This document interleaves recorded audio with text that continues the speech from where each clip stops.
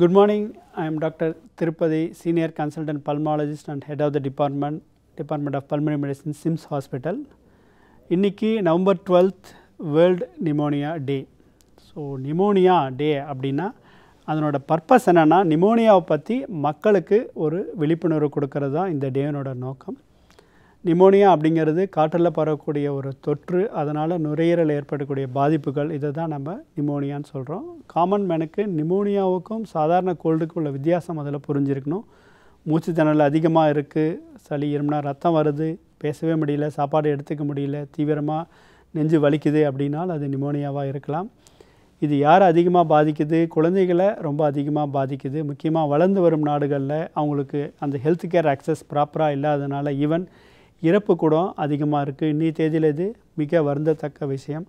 நிமோனியாவோட பாதிப்புலேருந்து குழந்தைகளை நம்ம பாதுகாக்கணும் அப்படிங்கிறது தான் இந்த வேர்ல்டு நிமோனியாவோட தீமே பார்க்கலாம். சைல்டு சர்வைவல் அப்படிங்கிறது தான் இந்த வருஷம் வேர்ல்டு நிமோனியாவோட தீம். நாம் என்ன பண்ணலாம் அப்படின்னா, சளி பிடிக்குது, லேசாக இருக்குது, ஒரு நாள் இருக்குது, ஜுரம் இருக்குனால் ஓகே. அதை தாண்டி தீவிரம் அதிகமாகும் போது without fail consult the doctor. Doctor அறிவுரையோட ஆன்டிபயோட்டிக்ஸ் எடுத்துக்கங்க, டாக்டர் அறிவுரையோட நேசல் ட்ராப்ஸ் எடுத்துக்கங்க. வேக்சின்ஸ் பற்றி தெரிஞ்சுக்குங்க, வேக்சின்ஸ் பற்றி டாக்டர் கேளுங்க.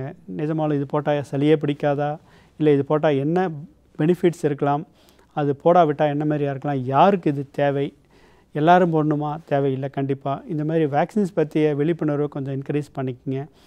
லங்ஸ் நோயாளிகள் உள்ளவங்க, முக்கியமாக ஆஸ்மா, சிஓபிடி, ஐஎல்டி உள்ளவங்க உங்களோட முறையான மருந்துகளை எடுத்துக்கங்க.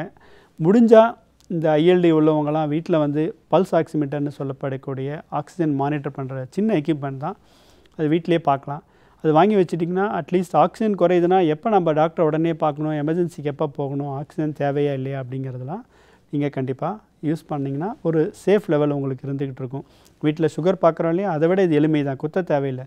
ஜஸ்ட்டு கையில் வச்சாலே ஆக்சிஜன் இருக்கா இல்லைங்கிறது தெரிஞ்சிடும். இதுமாரி ஒரு எளிமையான மெத்தட்ஸ்லாம் நீங்கள் ஃபாலோ பண்ணிட்டீங்கனாலே எப்போ டாக்டரை பார்க்கணும் இல்லைங்கிறது உங்களுக்கு தெரிஞ்சிடும்.